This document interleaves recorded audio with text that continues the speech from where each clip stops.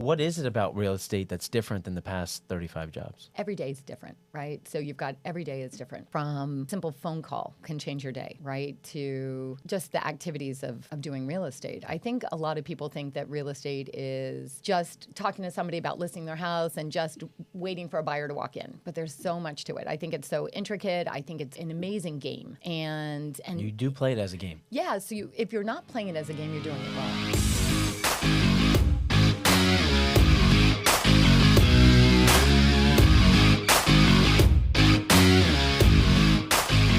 Hello, all you beautiful people. Welcome to Tampa Bay Unlocked, the podcast where we dive into the dynamic world of real estate and business in the vibrant Tampa Bay area. Join us as we sit down with top agents and industry leaders who share their insights, strategies, and stories of success. Whether you're a seasoned professional or just starting out, our interviews will unlock the secrets to thriving in one of Florida's hottest markets. Get ready to be inspired and informed and motivated by the experts shaping the future of Tampa Bay. Tune in and let's unlock the wisdom from our next guest. Today, we're thrilled to sit down with Jennifer Thayer, a trailblazer in Tampa Bay's real estate market, a $100 million annual producer with nearly 2 decades of experience. Jennifer is ranked in the top 1% of agents in Pinellas County and recognized as the #1 agent in North Florida region for Keller Williams. Known for her exceptional skill in luxury property transaction, Jennifer provides her clients with concierge-level service, creative vision, and unmatched negotiation expertise. A Florida native with deep roots in the community, Jennifer is not only a trusted partner in real estate, but also an ambassador for St. Pete. Let's dive into her amazing story. Jennifer, that was an incredible introduction. Thank you. I loved it. Yeah, Impressed. I mean, your background is phenomenal. Thank you. And I know so many people are thrilled to tune in to this today. Wonderful. I'm glad to hear that. Yeah, I hope I don't disappoint. No, you're not going to disappoint. One, I know your schedule is crazy because you're selling property left and right. Mm-hmm. I mean, looking into your background, you're all the way back to, am I right to say 2007? I started in 2005. 2005. Yeah. Okay. Well, fair enough. And you started, let's go back quickly. You started at the Signature building. I did. I was an on-site agent at Signature Place.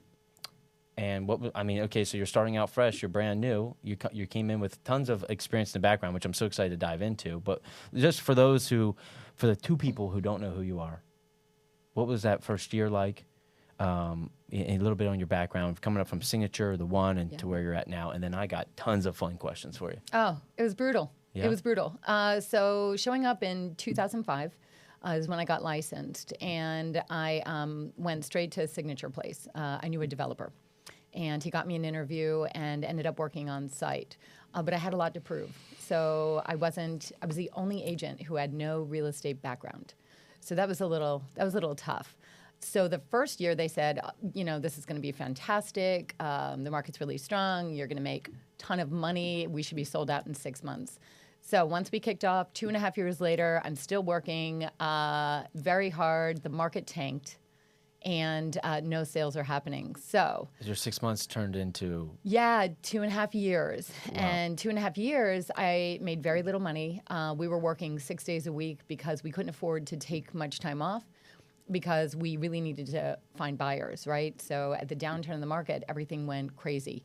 So I did step out of real estate, went back into outside sales, and then didn't come back for almost a decade. Wow. Right? Yeah. So that's when I came back in at One St. Petersburg, so another development in downtown. And was that experience better, the same, worse? Yes. So I think that I came into that one with a different mindset. Right. The market was strong.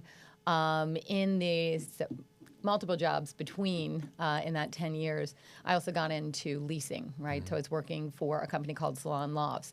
So I was still sort of in the real estate business, but doing leasing and having fun at it. So the way I like to ask questions is whatever comes top of mind. And as you're saying all this, I go, knowing a little bit about your background, which we'll dive into, what made you go into real estate? Was it that connection to the developer and they just said, hey, here's an opportunity, or were you seeking out real estate? Yeah, so that's a great question. I started off, so I studied architecture and interior design from University of Florida. Love design. My dad's a general contractor. He's been in it for years. His father was a general contractor. So it's kind of in the blood. So always had this interest in homes, interest in design, right? So fast forward, I'd done a lot of sales, and it's hard to sit still, right? So sitting behind a desk, not my idea of fun. So I was talking with a developer in Tampa, and he said, "Oh, you should really try real estate." So I ended up actually sitting for the class, right? Took the class, passed, and never sat for the state exam. Got engaged. And then at that time, my fiance got a job in Portland, Maine. So we ended up moving to Maine. And so I had very little time left to take the state exam because it was going to expire. And I decided while living in Maine that I was going to take the exam because quite honestly, it was just too cold. It was too cold. You knew you were coming back. And I wanted to come back to Florida. So I took the exam there, passed, called the developer that I knew, got me the interview, and ended up getting the job at Signature Place. Okay, and that's brought you back. Yeah, it brought me right back. And so having to prove myself was a really big challenge, right? Because I know you're going to bring this up. So it's called the elephant in the room. I've had 35 jobs. So today, this is my 35th job, right? So during all this experience, I've gained a lot when it comes to sales, when it comes to taking even courses on selling and what it takes to negotiate. And I've learned so much in the process of going to classes to get where I'm at. So I kind of knew what it was going to take to convince them that I was the right hire. 35 jobs. Means I'm excellent at interviewing. Yes. Right? Yes, no, it does, for sure. And what was the most obscure job and what was the most fun?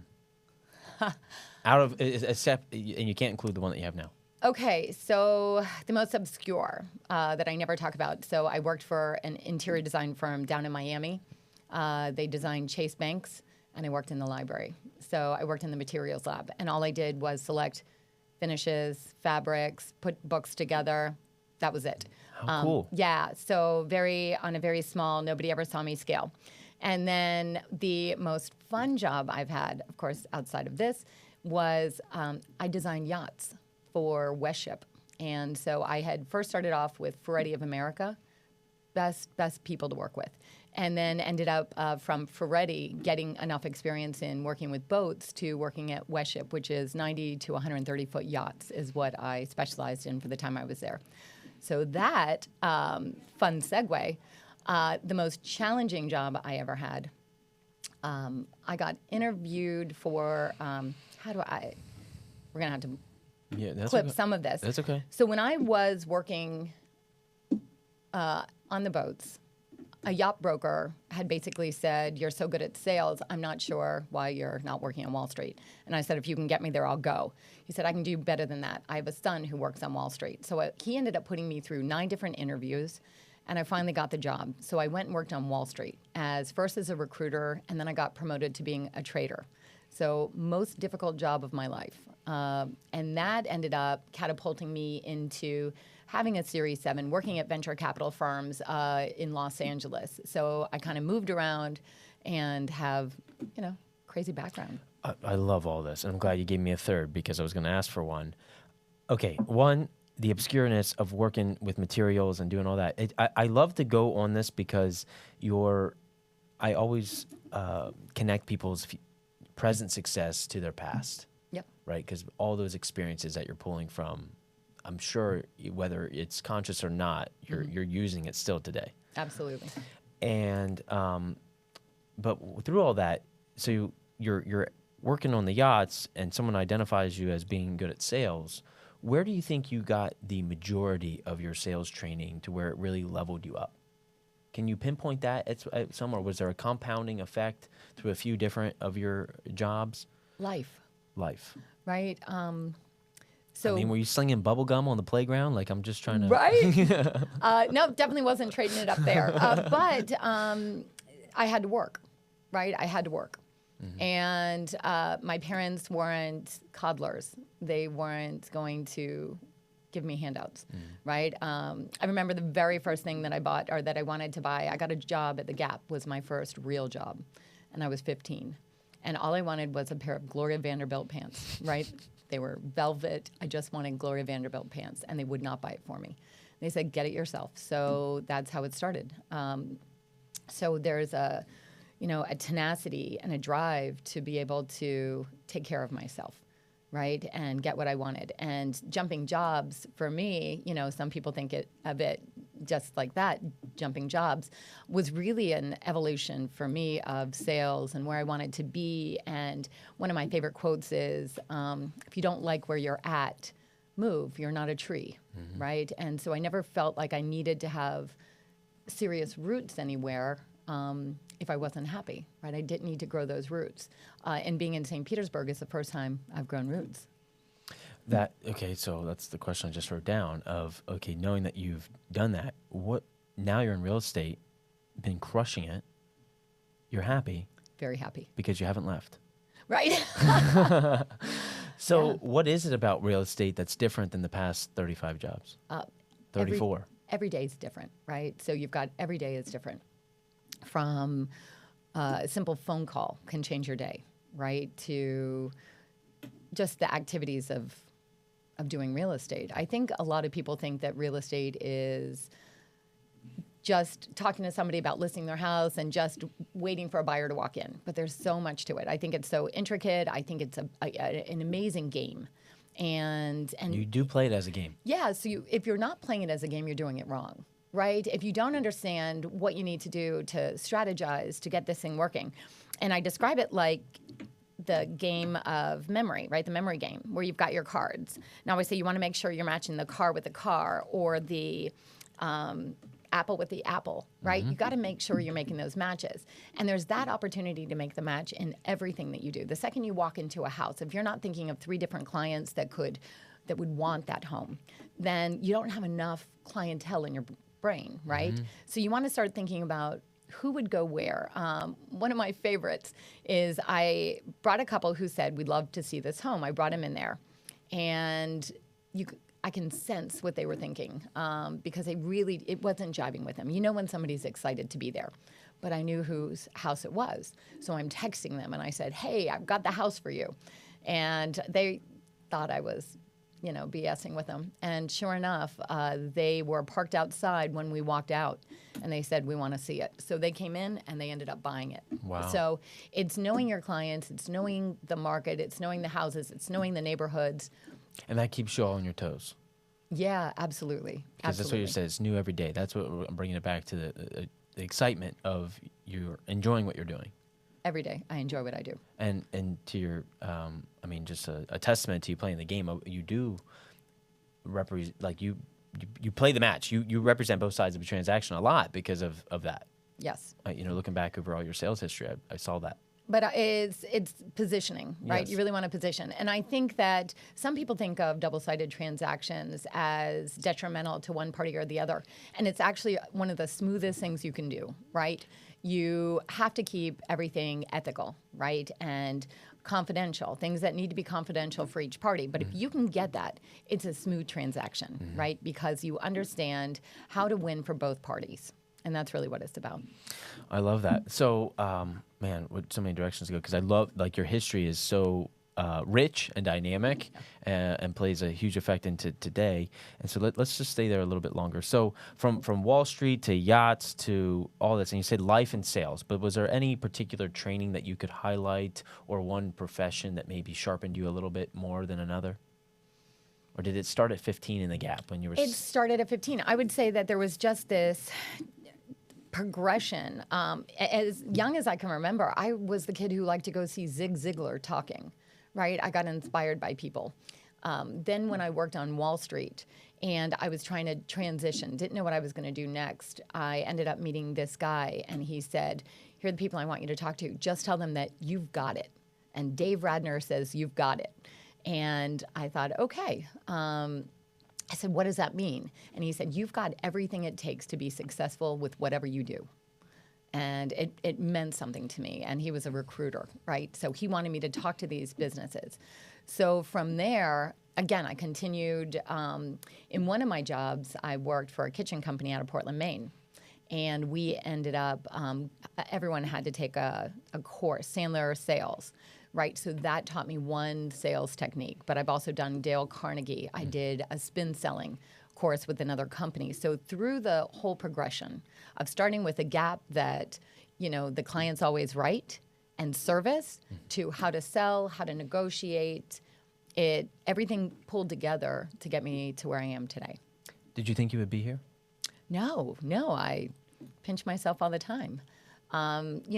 Again, I say I'm happy every day, but there's a lot of challenges to it. It's a struggle. I think that people don't understand. It is a 7-day-a-week job, so it's a lot. Did I know I'd get here? Actually, when I first did Signature Place in the market tanked, I thought I would never be back here, right? It was the toughest feeling ever, and it was a struggle for me to even reconsider. But the market started doing stronger. I started to research it more. I started to understand what happened with the mortgages back then, and we wouldn't have a duplication of that. So I felt a little bit more confident in what I was doing. And I took what happened back in the crash, and I was able to transition this one to position myself to not give up. Right? Because I gave up right after the crash and went back into outside sales. But I told myself, if you push through it, you'll get further. So I definitely had the long game in mind when I went from transitioning from one St. Petersburg to residential sales. So you gained some resilience. A lot. And you said, do you talk to yourself often? I do, right? Yeah. You have to give yourself encouragement. And again, it's not really like talking to yourself as if I've got, but it's but internally. Telling yourself that here's what you need to do. So I have a storyline, probably because I don't take enough notes, that I have to constantly tell myself, here's what I have going on today. And don't forget that we have to take care of X. And there is a lot of X's there to take care of, right? Because every transaction, I think we're at over 30 listings right now. And I have a team, right? So that's important. But with that, there's a lot of moving parts. There's a lot of people to know. So that whole memory game has become larger than a 52-card game. Well, that's one thing with the pleasure of being able to hang with you and chat with you is your retention of memory is profound, which definitely leads to the success that you've had because you know so many people. Mm-hmm. And not only that, if anyone gets to walk through the one building with you or any of these buildings, your memory of details I never would think of is remarkable. Is that intentional, or are you just grasping that as you hear it, or you're like, oh, that's a fact that I need to remember? It's intentional. But it is, so when you're working on site, right, developer sales, it's a very different beast. So what it gave me, and I think you have different areas of real estate, you don't have to go into developer services to do this, but it gave me an opportunity to sit at a desk every day for years and just study the downtown, right? I had to know every fact. Not only do you have to know the fact of one building, but you're now going to have to know it against every other building in downtown. And then if you play the real game, it's, okay, now that you know what all the downtown buildings are, where else are people looking? So then you want this like big picture. The big picture is people are looking, here, Clearwater, Naples, Sarasota, Tampa, right? So how do we compare to that? And once you find out what their needs are, you can funnel them down to get them to either this place or perhaps something else you may have, right? But it's really understanding their needs straight from the beginning, right? So that's why my team, I don't allow them to put lock boxes on homes. And that is so that we can be present at every showing. That's big. Most agents right now just squirmed a little. Yep, I'm sure. But you have to consider this. You're not doing the seller a service if you're not showing up and telling them all the little positive nuances, right? So let's think of spin selling. Spin selling is such an important aspect of selling, and it's really taking something that somebody says that's negative, and I'm going to just throw a stupid one out there. It's taking a negative such as the ceiling heights are too short. The positive spin with that would be, less air conditioning, right? Lower bill on air conditioning. So you want to think of something, and even though that's one of the silliest to think of. Yeah, but it's true. You want to think of something quick on your feet that says this. Now, when you're there, you're able to do that, right? So a lot of people will say, you know, if you're facing the west side, it just gets too hot, right, in condominiums in particular. But the spin on that is you have the most gorgeous sunsets, right? And the city lights at night are amazing. So those are some of the things to consider on selling. You and I have had this conversation before, and you identify that in any property that you come into of what the possible objections could be ahead of time. Have to. And so that way you can be quick on your feet. And, Right. and I love that because in new agents or whatever, if they're calling for sale by owners or expireds or whatever, I mean, I tell them you're only going to get about 7 objections, know them all, so that way you can combat them quickly. Right. And for you, there's going to be more maybe in a certain property, but you're prepared. Right.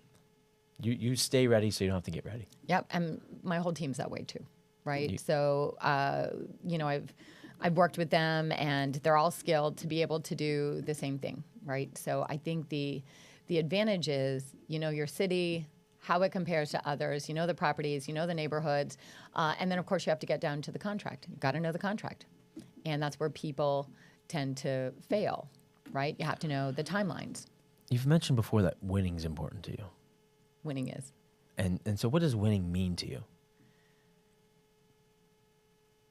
I don't know necessarily. There's this drive to win, but it's not just for me, it's for the client, right? I want to do my best. I think that's what it is. It's doing my best is winning. Mm-hmm. And it is figuring something out. I grew up playing soccer, so that was important to me, was to win. But it's not just about scoring the goal, although I do love scoring, because I played in the front. But it was about working with your entire team. I think there's a lot with teamwork that's important in soccer as opposed to something like tennis. So for me, winning was collectively getting this ball across the goal, and everyone feels good about it afterwards. You mentioned visualizing a particular goal once. Yep. And it going in. And you knew that it was going to go in Yeah. as you were kicking it. It was the only time that this has ever happened to me is I was playing in a soccer game, and we're at the 50-yard line, and somebody had kicked the ball really hard, and it's coming right at me. But their whole team had already pulled out. The goalie had pulled out. So all I had to do was get it over the goalie's head. And I could picture the ball going in. And sure enough, it hit my foot and went right into the goal from the 50-yard line. Never again have I felt that, but that was the most incredible feeling. I even talked about it in a Toastmasters class because it was something so inspiring. And I think professional athletes picture what they're doing, right? They're picturing their shot, their goal, and that was the one time I really can say I felt it. Visualization's huge. Mm-hmm. Do you do that now in any type of your real estate success, or what the future may look like after this, or? That part's hard because there's a lot of variables, so it's really hard to figure it out. But yes, I'm already figuring out what my next 6 months is going to look like. I have a 6-month goal, 2-year goal, and beyond. I love that. Yeah. It's the visualization's crazy. I don't know if you, the Blue Angels do that. They sit down in a conference room and they run through their whole routine with their eyes closed and saying all commands, and they're feeling it even before they're in the jet. So there's something very, very powerful to doing that. There is. Yeah, it's cool. And I just love hearing at that level, like it's cool to hear all these things through your life that have compounded into these moments, right? And and you're not done. Like you're still just, in my mind, getting started, right? Yeah. Like it's the journey is continuous. So shifting a little bit, knowing what you know now versus when you started, if you could go back to Jennifer Thayer in 2005, 2007, what would you tell her? So that's tough because I always think that if you change something in your past, you're not going to get where you're at True, now. but let's say that this time continuum doesn't affect. Yeah, I may not have left the real estate market, right? I may have stuck it out. I may have done things a little differently, but you know, I'd question that a lot. Does it make sense for me to have stayed in the market when it was tanking? And I'm not sure, because once I left the market, then it opened up more opportunity. I went back into outside sales, so I actually trained doctors on a program to help reverse chronic illness, right? So I worked for a nutraceutical company with medical foods. And I gained a lot more experience from that. So it's really hard to say that if I shifted one thing that I would have loved it. So I'm not somebody who dwells on the past, right? I'm Well, I don't think let's reframe that question a little bit then in terms of advice and if it's not putting yourself, but a new agent, right? Like something that you've learned now that you didn't know that could have helped you maybe go a little bit faster. Yep. That spending money on the parties, spending money on the fluff is not as important as all the little details, right? If I could just rewind to 7 years ago, right? So I think it was about that time, 6 years ago, where I started to think about, the transition from on-site to the general market. I wish I was more prepared, right? Because right now I'm actually doing a new listing paperwork, right? The whole presentation. I'm redoing those type of things. I'm focused more on the details to create a business plan. Before I was, I think running with my hair on fire. Every day I was busy and working with people that I didn't actually map it all out. Mm-hmm. And so now I'm working on the map. That's great. Love to hear that. Yeah. For anyone listening, you got to work on the map. Okay, so that makes sense. So think of it more of a business early on. Yeah. Which I can see how that transition from developer services, and it just happened so fast, for you. So fast. And that's because you focus on relationship. I do.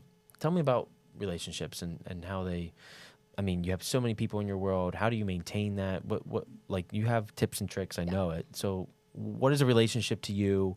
How do you maintain it? And I got lucky enough that I'm hanging out with the people that I like, right? It's not, you have to be authentic. And I think the one challenge people have is that they want the luxury listing. So they'll run out there and try to meet somebody who's wealthier. And I don't think that that's the right move, right? It could be, but I think of it like being with people that you like, you connect with automatically. I'm social in nature, right? So I like to be out. I like to be social. I married somebody who is of a similar ilk, but not as much, right? So he gives me 2 days a week that he'll go out to dinners, things like that, to entertain, and he's fantastic. So it's a lot of being with the people you like-minded people. Even if there's people in your sphere who are friends of a friend, I'd consider all of that. But the people I spend most of my time with are those that I've created relationships as friends, gotten to know them, gotten to know their families. So that's important. I'm not sure what to say beyond that. Do you remember all that? Do you take notes? No, I remember it. Yeah. That's remarkable. Well, because I have to say, because Mike will tell you, I can't remember. I can meet someone and 30 seconds later, I forget who they are. Well, there are those moments, but for the most part, it's if you genuinely care about somebody and they're going in for surgery or they just had a baby, things like that, you remember those things, so you recall it when you talk to them, or they just went on a big trip and they, were so excited about it. So the first thing you ask them is how was the trip, right? So it's more important to get to know them as opposed to talking about yourself. 100%. And sometimes that's very difficult for me because I've got a ton of stories from 35 jobs and life that I do remind myself. That's one of those speaking things in my head. I remind myself to really get to know them or figure out how they've been doing, right? Everyone has their thing. Yeah, listening, right? Listening is super important and a unique skill. And you can tell when someone doesn't know how to listen. Versus when someone does. Yeah, that's unique. And hats off to you. I have to, it's something I continuously work on because, man, I applaud you to be able to remember all those details because it's not that I don't, but I feel like when you're meeting so many people and transitioning, like from this, like you're trying to focus on getting the thing done, at least for me, right? That's one thing I've recognized. And maybe it's just a focal point. But I know people listening can definitely probably relate to that because there's just a lot to juggle. But what I'm hearing from you is that it's a relationship first. Relationship first. And the other thing, it's not that you're not going to I'm not going to forget some people, right? But those people who I've been working with, that I'm taking the time. You really want to take the time. Like today, I'm going to lunch with 2 women, both of them separate clients, and I talked about one client because of her background. I just said who I was working with, which is very impressive. She said, "Oh gosh, I would love to meet her." So I told her, the other woman, I said, there's somebody who does X, and she's also very impressive, right? One's in the movie industry and one's in the wine world, right? So I set them up. So we're all going to lunch today, right? So it's a lot of that. So it's not just the getting to know the person, but networking and connecting people. And then you're remembered as the connector. Right. Yeah, so is that something you've naturally done through all your 35 careers? Has it just been something that's compounded as you've you're walking down the street? I joke with you, other agents, I'm telling them, lead gen, be on the phone 2 hours a day, do this, call your FSBOs, expireds, call your past clients. For you ride your elevator, walk down the street, and you bump into business. Right. Well, because you're always, you do have to always think about,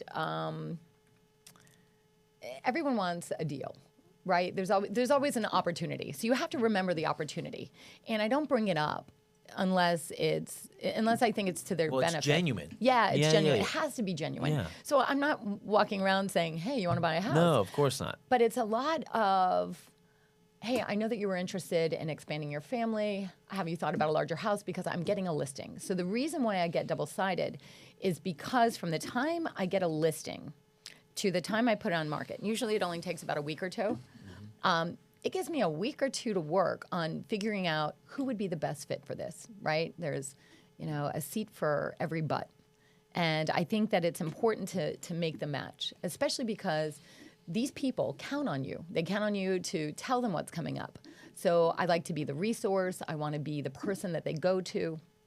So I'm a people pleaser to begin with. So it's important to make sure that I'm on my game.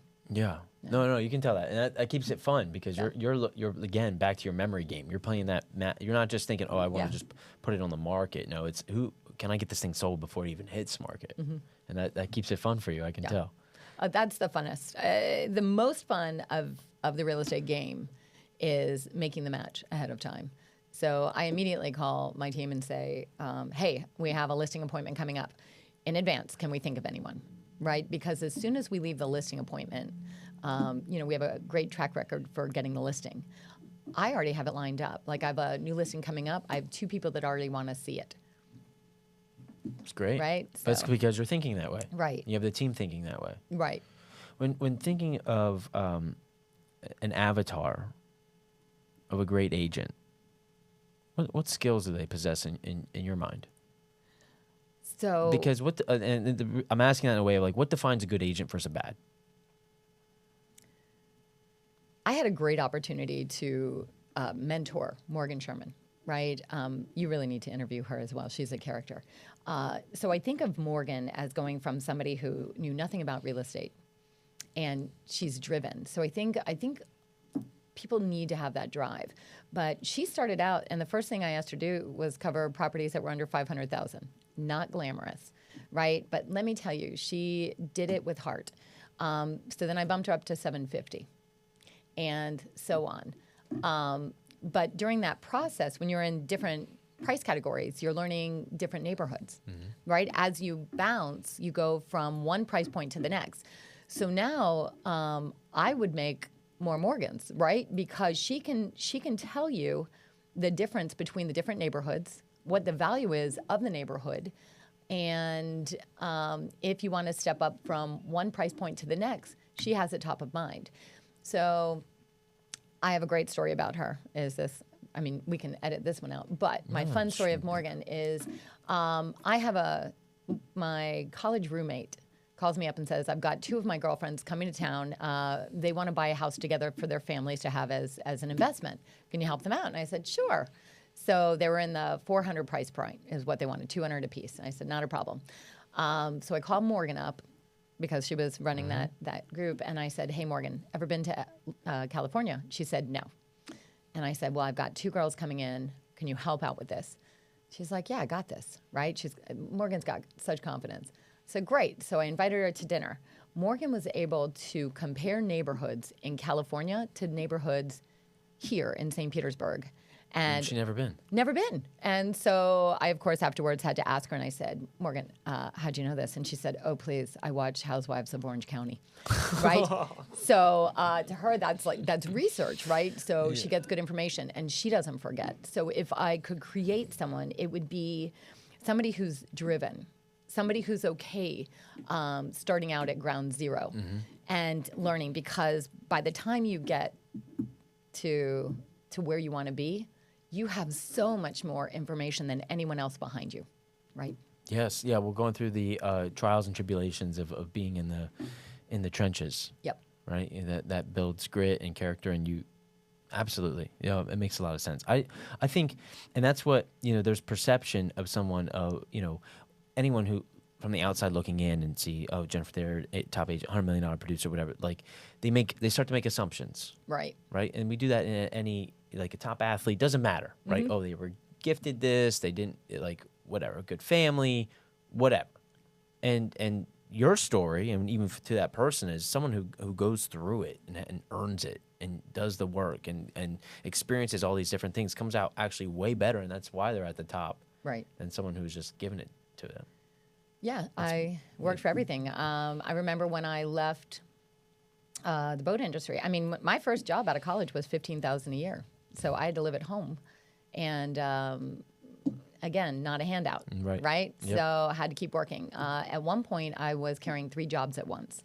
So when I say I had jobs, some of them were like cocktail waitress, but I had to have these jobs in order to get by, and I'm not afraid to work. I'm not going to complain about it, right? Again, you figure out what you want, who you want to be, and be it, right? So I was driven to continue to succeed. Couldn't figure out how it was, but I can tell you that if I didn't like something, I'd move to the next, right? What do you think if you were to teach a class, what would you teach? It's hard because I don't know if you can teach drive, right? I don't know if you can teach someone that you've got to keep moving forward. So do you think that's your most important skill that you have? Between that and... So drive is mindset. Well, so you've got mindset, service. Service is so very important, right? Which is funny because I think everybody has to worry about service, but if I take a personality profile, it looks like I don't even know service. I'm, stab your mother in the back salesperson, right? But you have to do service in order to sell. And everybody who is even in service is still selling. So I think that there's a taboo with the word selling, right? Or to sell. People are like, oh, I don't want to sell. The thing is, you are. In everyday life, you're selling yourself. Whether you're trying to impress somebody or get to know somebody, you're always putting your best foot forward. It's the same thing in real estate, right? You're trying to figure things out on how to negotiate a deal, right? And those things are really important. So whether you're going to step in and win a listing appointment or for that client win a deal, it's all selling. What do you think the most important thing about negotiating is? And what are some things that you've learned over the years of negotiating with high-profile individuals? Yeah. So, well, my first, before we get to that, the first gift I was given, because I have a tendency when it comes to negotiating, is to speak too much, right? And I think a lot of people do that, and you want to keep talking through it. And so I was working on Wall Street, and I had 9 interviews. So right before the 9th, somebody said to me, look, you're going to a dinner interview. Anytime you think you want to talk, to say something, and you need for him to respond on your salary, whatever, because we're now at the end. Am I going to be offered? He said, stick food in your mouth, right? Take a drink. But don't be the first one to talk, you'll lose. Right? So there is a finesse to holding back and waiting till somebody else makes a move. Right? And in real estate, you have to realize there's a lot of finesse points. Your finesse points are during the inspection period. There's a deadline for each of these. So when do you start to talk about it? Right? So you have to think how you're going to strategize in every step you've got.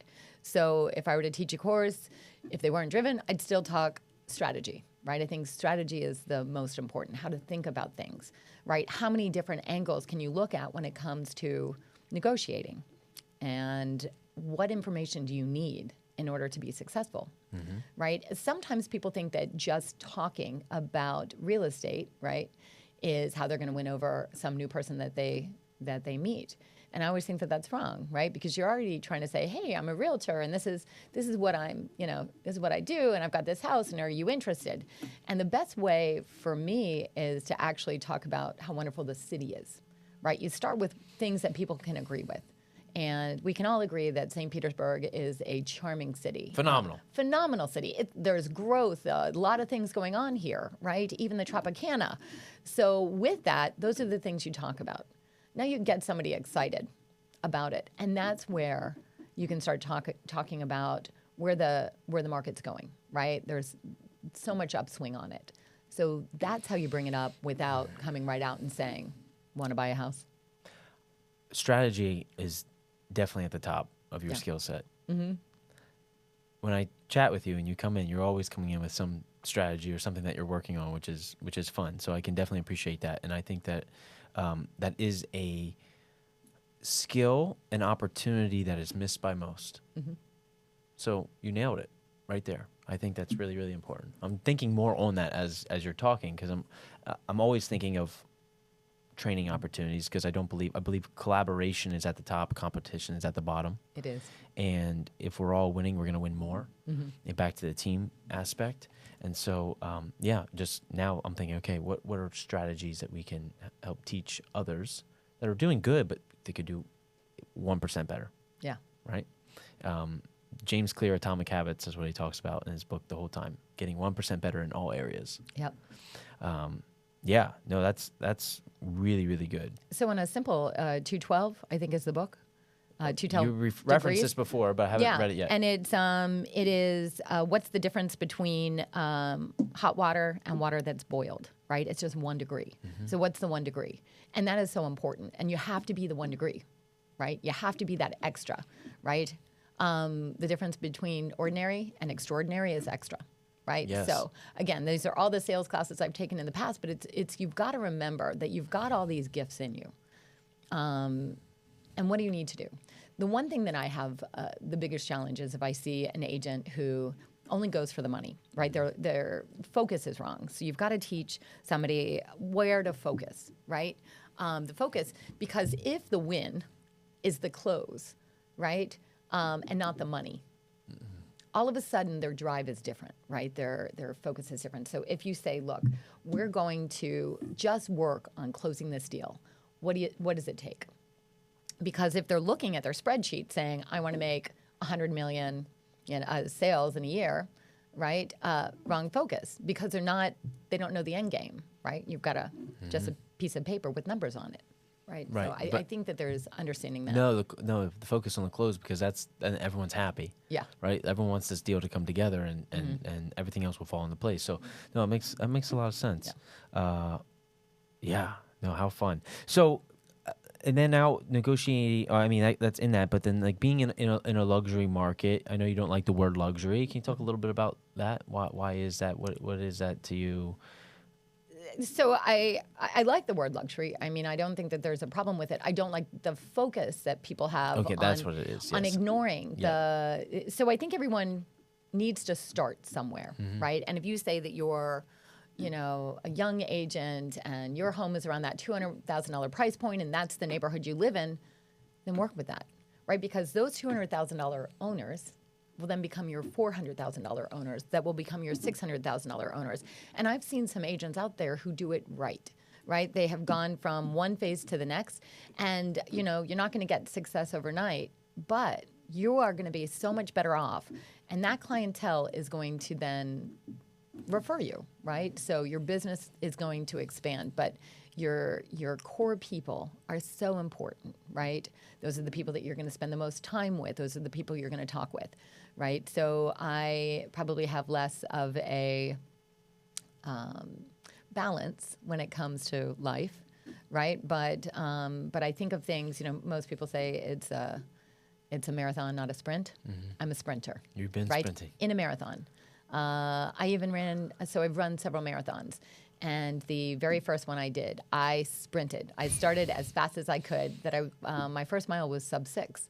Wow. And I was shocked because even when I trained, I couldn't get below 7.5 minutes. Wow. But, adrenaline, I took off.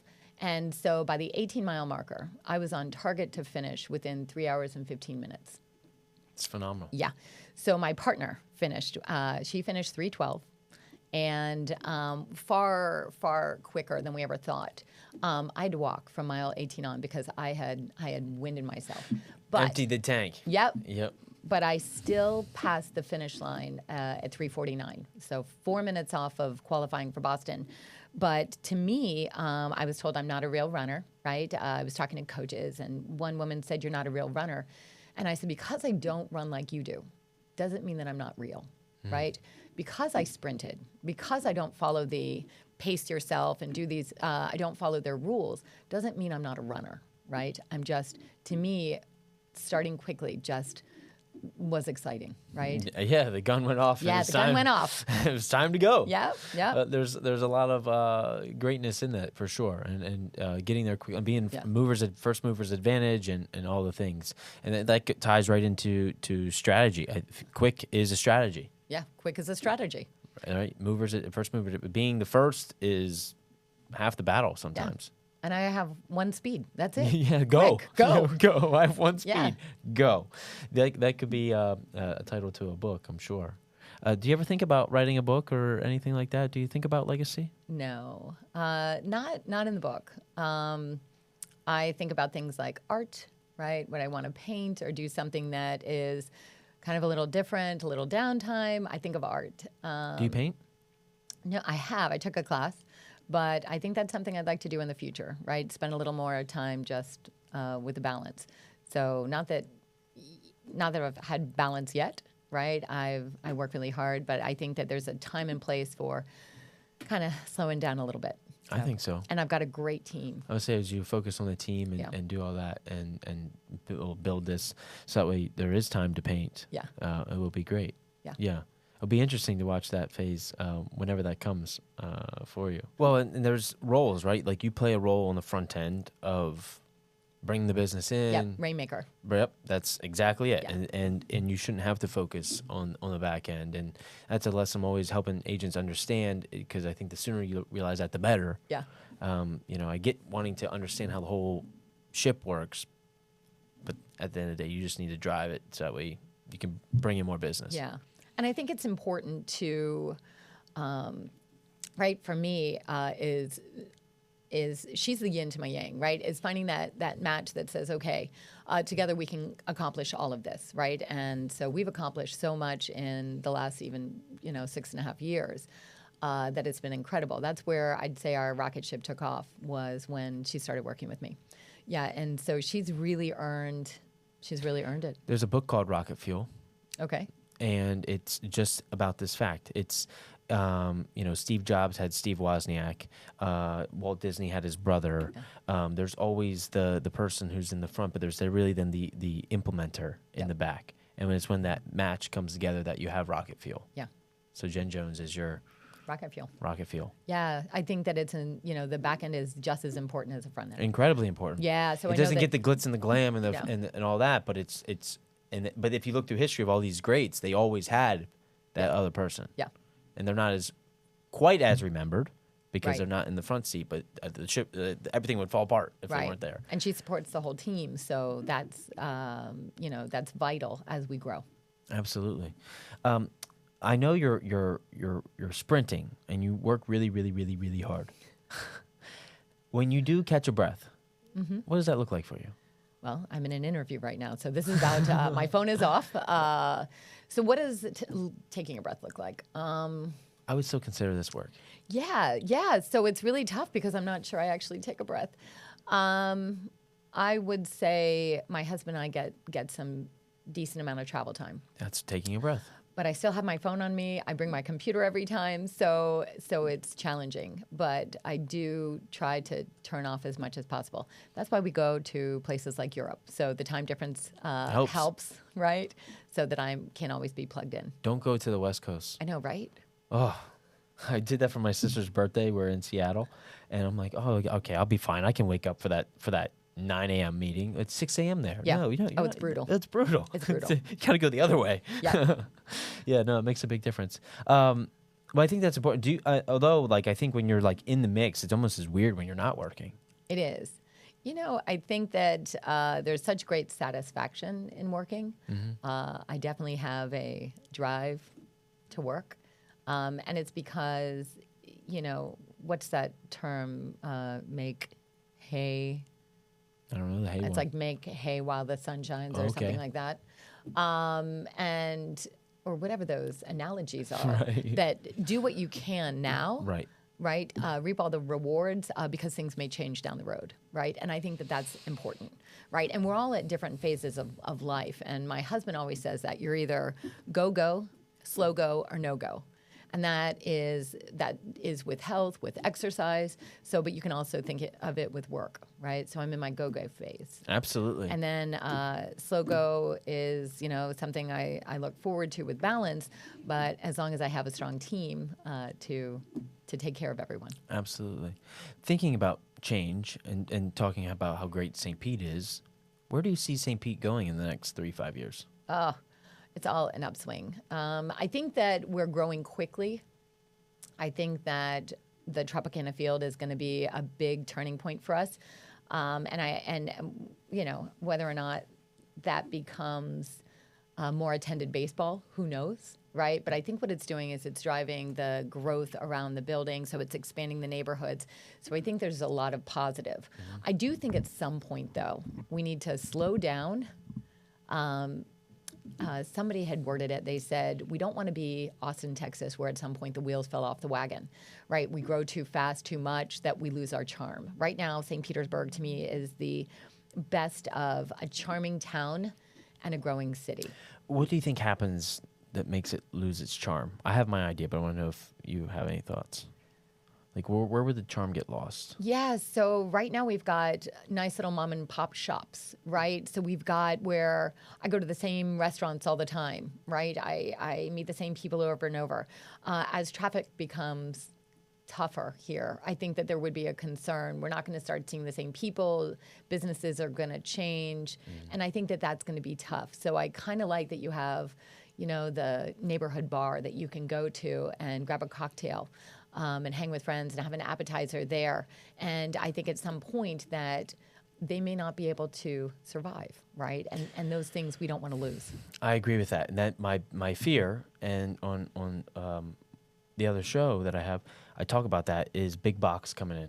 Yeah. And especially on Central.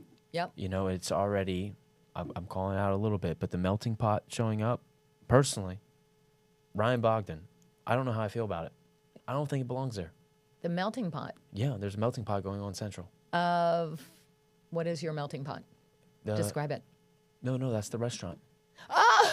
I thought, because I'm from Miami. We had a melting pot of people, and I love that. But you're right. I would hate the melting pot there. I'm so sorry if I'm... No, but that's what I'm saying. And so I get nervous when I see, these little sweet greens showing up. Like, even if they're locally owned, it's still taking away from the character. Oh, yeah. Who still even eats at the melting pot? It's going on Central, Jennifer. Yeah. I don't understand. Yeah. It's going to be a 2-story thing. I mean, I'm sure it's going to be great, and I'm not saying that but if that continues, right? Because now the next store looks, well, if the melting pot's there, we want to be across the street. Right. And to your point, then rents go up. They do. And that's the hard part, because we really do want to, think of it this way. St. Petersburg has been the way it's been for many years, right? So we've had some evolutions, but we've been able to retain some of these wonderful little shops, right? And I have to say, they've been there for us. They've been there having their retail, even though they've been struggling. So I'd say they've been there for the locals.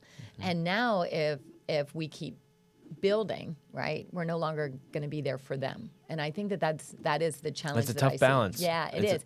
Because I do want to see the area grow, but I want to see it grow well. Right? I don't want to see buildings smacked up against other buildings. Right. I want to see, because even though we're a peninsula, we have space, right? Not everybody has to live on the waterfront. So I think we need to make... We're lucky with having Vinoy and all the green space there, right. And even Albert Whitten, and not having buildings right there. Oh, the park is so special, right? I think that having even the airport, right? Albert Whitted Airport to me is a gem. If we ever lost that, I think it would be tragic for I St. might move. Petersburg. Right? I might move because it's just charming, right? And it's a driver for bringing people in. It's something beautiful to watch. I get to watch planes daily. The soccer field, right? We've got the Rowdy Soccer Stadium in downtown. I'd love to see the attendance pick up on that because I don't want that ever going anywhere. But it's a historic park too. Right, and I think that we've got our trolley, right, the downtown looper that goes around. I think everyone should jump on it and experience downtown. You have experience on the trolley. Would you mind sharing? I do, yeah. So I used to jump on the trolley with alcohol, right? I had a trolley driver, and I hope I'm not getting him into any trouble if this is illegal and we're a podcast. But I would bring alcohol on and a tub of it, and he allowed me to one time per week to get on there, and he would do the loop, and he'd let me give the tour, right? So we had a shtick because he liked to talk about the history of St. Petersburg, and I like to talk about the future of St. Petersburg, like where is it going? So he would talk about, the places, and it was his usual, but if I elbowed him, then he would let me jump in and say, let me tell you about this. And it was because Signature Place first started, right? So let me tell you about Signature Place. Then it moved on. So One St. Petersburg, when I was working there, I got to talk about One St. Petersburg. And that was cool, right? We do this whole loop, and I'd say, and One St. Petersburg is going to be located right here, and here's what it's going to bring. Right? How cool. Yeah, so you can see what the past is, you can see where the future is. And the other little thing is, unless you're local, you don't know some of these hidden little gems to go to, right? Ale and the Witch, if you want to listen to live music in the courtyard, right? So you've got these little pockets of fun, and we've got a robust calendar of things to do. We've got the pier. So I tell everyone about them. Yeah, well, what a fun thing you were doing then to, just bring awareness and educate and be in front of people. Oh, it was great. It was great. I even had the ex-mayor from Tampa and his wife want to join. So we had a waiting list to get on your trolley. Yeah. It was a great trolley tour. The trolley was popping. It was, and it made for a lot of fun. But it also educated people on why are you here, because otherwise it seems it could seem slow or it's a warm day. But when someone is excited about showing the city, it's infectious, right? You want to be as excited. And I think that's part of selling too. Absolutely. Right? You walk in and somebody's like, yeah, you want a house? No, energy is everything. Energy is everything. It rubs off on people. People can feel it. I don't like... The Energy Bus. Have you read that book? No. Great book. Okay. The Energy Bus. The Energy Bus is about, it's kind of like you leave your problems at the door and you get on this bus, right? As soon as you get on this bus, it's the Energy Bus, and you bring it. You bring your game on, right? And anyone who is not part of this Energy Bus can get off the bus. Do you feel like you're on? All the time? Yes. Pretty much. Is there an off? Sleeping. I'm off when I'm sleeping. I would say, yeah. So I go to sleep early. I probably start to wind down around 8 o'clock at night because I'm just exhausted. Right? I exhaust me too. Yeah, but I get up between 4 and 6 a.m. and start my day, and Do you set an alarm? It's another no. It's just natural. It's probably just thinking about things. But I get up. I make coffee or tea and go straight to my computer and start seeing what I have for the day. But it allows me the morning to get organized without anyone else without involved. the phone dinging. Yeah, the phone is a lot. And then I end my evening early. So That's your off. I ask because there's times that I just feel on, and there's times when I'm not. yeah. Right. Especially being in a role of leadership and other things, you're like have to stay sharp. Yeah, you have to stay sharp. Yeah. Well, also being on is, when you live in a condo building, so I'm in a condo building, you have to be on getting in the elevator. Right. That's what I'm Right. saying. That's like you even going home until you walk through the threshold of your door. Oh, yeah. You can't just have that. No, it's not that easy, right? So you're kind of on because the second I walk into somebody in any of the buildings, they're going to say, so what's the market like? Or how are sales going? Are condos like mine selling, right? So the condo market's interesting. Then you go out to single family homes. It's no different. They know that you do real estate and they want to know the same thing. Hey, how are things? How are the waterfront homes selling now, right? So we've got all those little aspects. You have to know the market from every angle. Yeah. So what do you do to make sure you're staying sharp on the market? Oh, that's easy. When I wake up in the morning, I look at what's going on, right? So you can follow the market. Yep. I think that's the one way you're going to be able to have an educated discussion with your clients. As it sounds like that morning time is super important for you. Critical. It's my favorite time, right? I wake up, I have a nice, easy morning in my PJs with a computer, and it's nice. And, sometimes I'll sit outside, right, with the computer. And, it sounds like I'm having a love relationship with my computer, but... No, but it's your time. I mean, Yeah. It's different than because I've been with you, and when your phone's going, it's going. It's going. I have it turned off right now, and there's an anxiety having it off, right? But did you forget for a minute? No. Are you kidding? Oh, no. No. So that's always in the back of your mind. Yeah, always. Right. I think sometimes I hear my phone when it's off. Right. No, I'm kidding about that. But it's I that think phantom that vibrate. You're like, did it Yeah. just vibrate? Well, it's, what am I missing? Does somebody on my team need me? Is there a client calling? So I think that they're important. But I also need to shut down because, eventually my husband's going to be like, look, I'd really like some of your time. So there's a balance there. Yeah. I love, and I think that's super important. I'm all about the morning. I think that peacefulness in the morning is just so precious. Yeah. Before the world wakes up and starts wanting things from you. And so are you reading the news? Or are you just checking MLS? What? So I have different websites that send information. I'm involved in newsletters. I think some of the important things are like the Catalyst or St. Pete Rising. So first, it's understanding what's happening in the neighborhood. Then, of course, your local news is important. Obviously, keeping up with the weather. Now that we've had some Chilly times. Yeah, chilly hurricanes. Like we need to know yeah. what's happening in the area. But we're at our exciting time again, right? So the holidays are amazing, right? We have great holidays. Now the weather's turned. People want to be here. So from January through April, we're on. Right, because it is when snowbirds are back in town and you have spring breakers coming to town, right? We're the best place to go to. So my husband and I played the game, where in the world would we live if it wasn't in St. Petersburg? And what are your options? Very hard to come up with, right? Do you have anything? No. We went through because I think people get scared when you hear there's a hurricane, right? But the truth is they happen all the time, and so I think it was eventually our time. But we are the best city, right? In my opinion, the whole Tampa Bay area is amazing to be here. It offers so much. So could we find something like Tampa Bay elsewhere? No. So we just want to make sure we live in a solid place, right? Our condo was fantastic, not a problem at all. But we want to be able to walk outside our door, have some fun, go to the restaurants, be able to see sporting events or go to art exhibits right in our backyard. So see the water. There's nowhere else to go. Yeah. Okay, so you're here. We're here. Yeah, well, I believe that. I never once doubted that. You mentioned so many little gems. If it's your birthday, you're in St. Pete downtown. Where are we going to eat? Oh, that's really tough because I know too many restaurant owners. I'm not sure I can answer that one. But there's a lot. So top 5, right? Sure. So there's Give me some a new top ones, 5. right? So we got the next 5 birthdays planned. Yeah, so you've got 4-2 is fantastic, and Juno, the new one, Juno and the Peacock is fantastic. I've always loved Sauvigons, right? So the owners there, they created a charming place. Urban Stillhouse is also another favorite.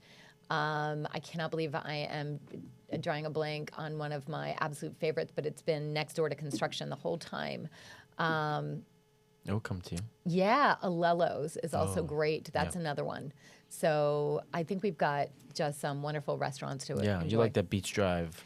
Well, I think Beach Drive or Central Avenue, anywhere there. Although if you saw my phone, my husband created a list of every restaurant that we've been to that we like. Wow. And it's long because Tampa Bay is huge, but he did it just for Pinellas, and it's huge. And we starred our favorites. And then he has a list of restaurants that I won't go to, right? And those are the dives. The ones that you checked off. Yeah. So if you like the hole in the wall, but really great food, there is a restaurant that I can't go to because I'm gluten-free. But I hear that Patty's Kitchen is off the charts in Pinellas Park. And my husband's so disappointed I can't go with him. But I think that there are gems all over the place. There are tons. We don't lack in that category. We don't at we all. Don't. Jennifer, this has been phenomenal. We could go on forever and ever We and could. ever. But for the sake of time, we'll give it back to you. Awesome. What's one word that people are still listening that they could comment below, so that we know that they're still here? Oh, energy, Energy. right? Keep your energy right. Everyone, I would go back and listen to this 3 times. So many nuggets. Very, very grateful for your time. Thank you for doing this. I know it's tough. You're very, very busy, and we appreciate you. Appreciate everything you do for the city and for the office and for all the agents and all the experience and expertise you bring in. It's phenomenal. It's just amazing. I really am always grateful for all the time we get to spend. And this is my favorite way to do it because there's no interruptions. Right. Yes. Thank you. Yes, absolutely. So like, subscribe, share with a friend, tell someone about it. Go check out Jennifer. Let her know if you need a condo downtown. And comment energy below, and we'll see you on the next one. Thanks, everyone.